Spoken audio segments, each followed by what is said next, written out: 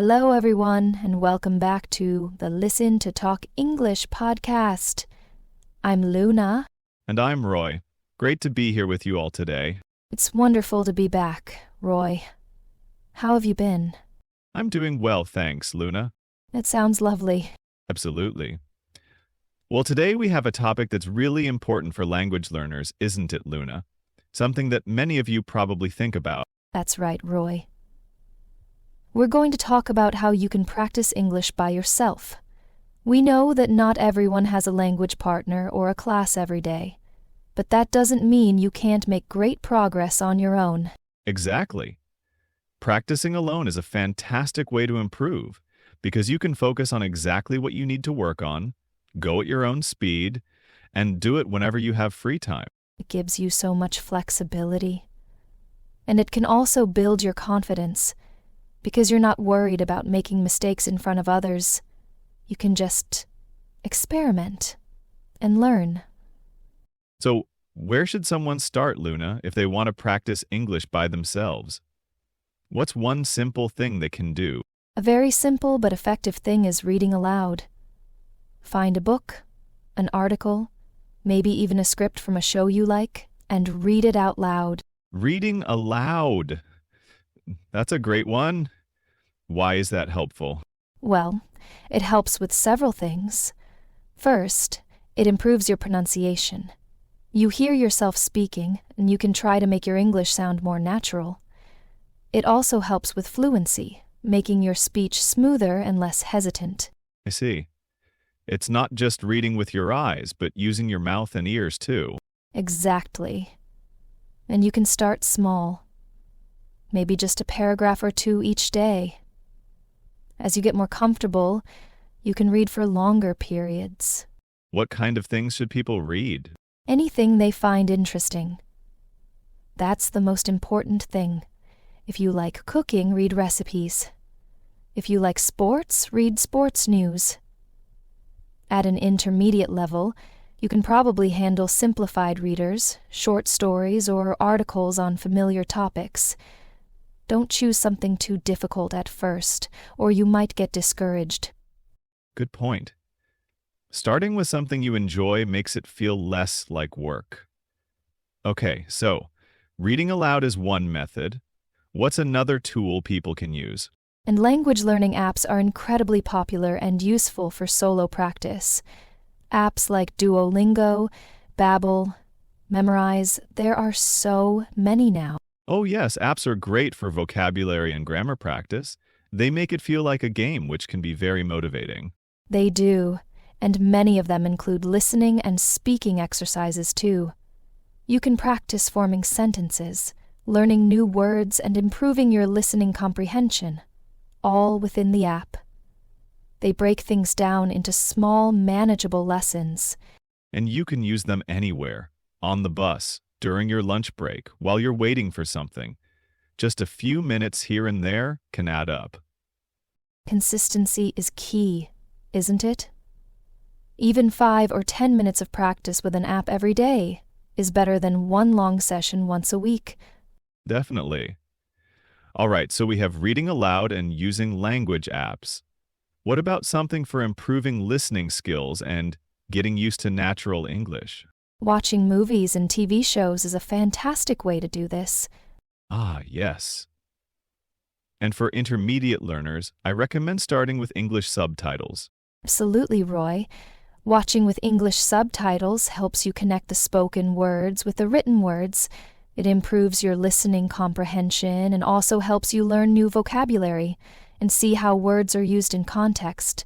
Once you feel more comfortable, you can try watching without subtitles, or maybe with subtitles in your native language first, and then switch to English subtitles on a second viewing. That's a great strategy.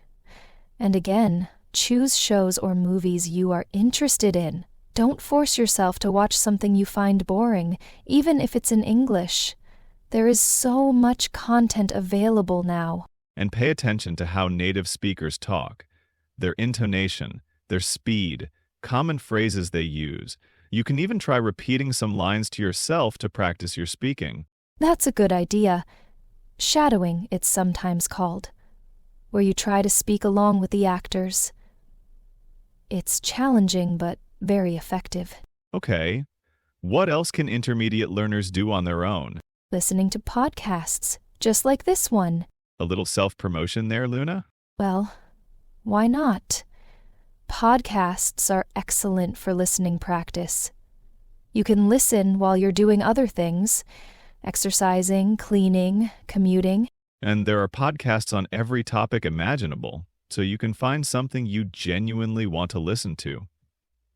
For intermediate learners, maybe start with podcasts specifically designed for English learners, like ours. Or choose podcasts with clear speakers and interesting topics. Yes. The key is finding something that is challenging enough to help you learn, but not so difficult that you get lost. Listening to music is also a good way to practice listening skills and learn vocabulary, especially if you look up the lyrics. Ah, lyrics. That's a classic method.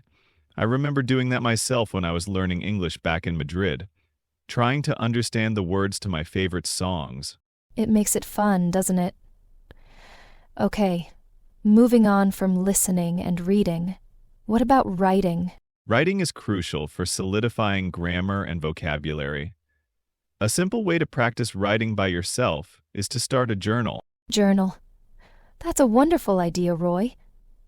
You can write about your day, your thoughts, your feelings. It's a personal space where you don't have to worry about judgment.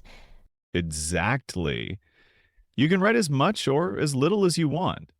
Just getting your ideas down on paper or on screen in English helps you practice forming sentences and using the grammar and vocabulary you know. And you can try to use new words or grammar points that you've learned. It's a safe place to experiment. What else can people write? Besides a journal, you could try writing short stories, emails to imaginary friends, or even descriptions of pictures. The important thing is to write regularly. Maybe set a goal to write for 10 or 15 minutes every day, or write a certain number of sentences. Consistency again. It really is the magic word in language learning. So, we've talked about reading, apps, listening to shows and podcasts, and writing. What about speaking practice when there's no one to talk to? This might sound a little funny, but you can practice speaking to yourself. It does sound a little funny, but it's surprisingly effective. It really is. You can talk about your day, describe the things around you, practice introducing yourself, or even have a pretend conversation between two people. I've actually recommended this to my students here in Leawood. It helps you think in English and organize your thoughts directly in the language. You can practice explaining things, describing things, telling stories. And you can do it anywhere, while you're walking, while you're cooking, while you're getting ready in the morning. Just narrate what you're doing or thinking. It builds confidence because you're getting used to the feeling of speaking English, even if no one else is listening. You can also record yourself speaking and listen back to identify areas for improvement. That's a brave step, but very helpful. Hearing yourself can be surprising. It can. Okay, so talking to yourself is a great solo speaking practice method. What about finding resources online? The internet is full of resources for practicing English by yourself. There are countless websites with grammar explanations, vocabulary exercises, reading passages, and listening activities.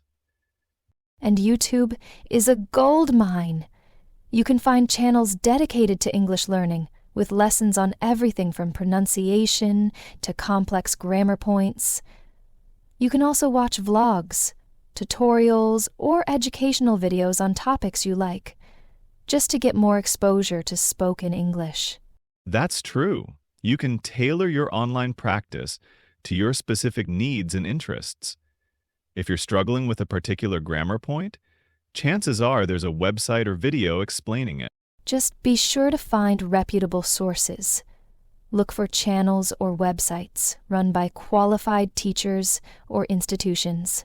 Good advice. So, with all these different methods, reading aloud, apps, watching shows, listening to podcasts and music, writing, talking to yourself, and using online resources, how can learners make sure their solo practice is effective? I think the most important thing is consistency, as we've mentioned. Try to make practice a regular part of your routine. Even short, frequent sessions are better than long, infrequent ones. Absolutely. And setting small, achievable goals can help. Instead of saying, I will become fluent, say, I will read aloud for 15 minutes today, or I will learn 10 new words this week using an app. Yes, concrete goals help you feel a sense of accomplishment, which keeps you motivated. Another tip is to make it fun. If you don't enjoy what you're doing, you're less likely to stick with it. Find methods and materials that you genuinely find interesting. That's key. Learning should be enjoyable. And don't be afraid of making mistakes. When you're practicing by yourself, mistakes are just part of the learning process. There's no one there to judge you. Exactly. See mistakes as opportunities to learn. If you're writing in a journal and you're not sure about a sentence structure, you can look it up. If you mispronounce a word when reading aloud, you can try it again. How can learners track their progress when practicing alone? That can be a little harder than in a class, but you can still do it. For writing, you can keep your old journal entries and look back to see how your writing has improved. For reading aloud, you could occasionally record yourself and compare it to earlier recordings. You can also track how many new words you've learned using flashcards or an app. Or maybe keep a list of movies or podcasts you've watched or listened to, and note how much you understood. That's a great idea, Roy. Seeing tangible evidence of your progress can be very encouraging. Remember that progress isn't always linear. Some days might feel easier than others, and that's perfectly normal. It's a journey, not a race. And solo practice is a powerful way to move forward on that journey. While practicing by yourself is incredibly valuable, it's also important to eventually connect your solo practice to using English in real situations, even occasionally. Yes, solo practice builds your skills and confidence so that when you do have an opportunity to use English with others, you feel more prepared. Think of solo practice as building your tools and practicing how to use them so you're ready when you need to build something real. A nice analogy, Roy. So, to summarize, there are many effective ways to practice English by yourself. You can read aloud, use language apps, watch shows and movies with subtitles, listen to podcasts and music, write in a journal or other formats, talk to yourself, and utilize online resources. The key is to find what works best for you, be consistent, set small goals, make it enjoyable, and don't be afraid of making mistakes. Track your progress in ways that make sense to you. Practicing English by yourself gives you control over your learning and allows you to focus on your specific needs. It's a powerful tool in your language learning journey.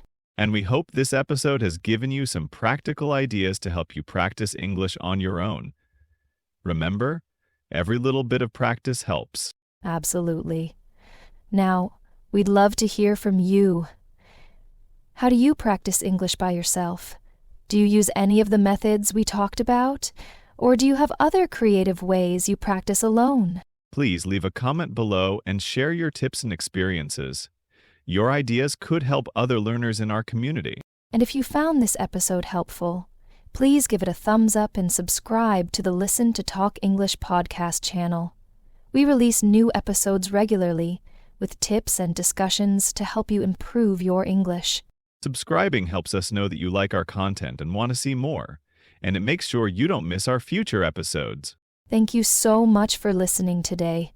Keep practicing, keep learning, and keep talking. Yes, keep talking, even if it's just to yourself at first. We'll talk to you all again next time. Goodbye, everyone.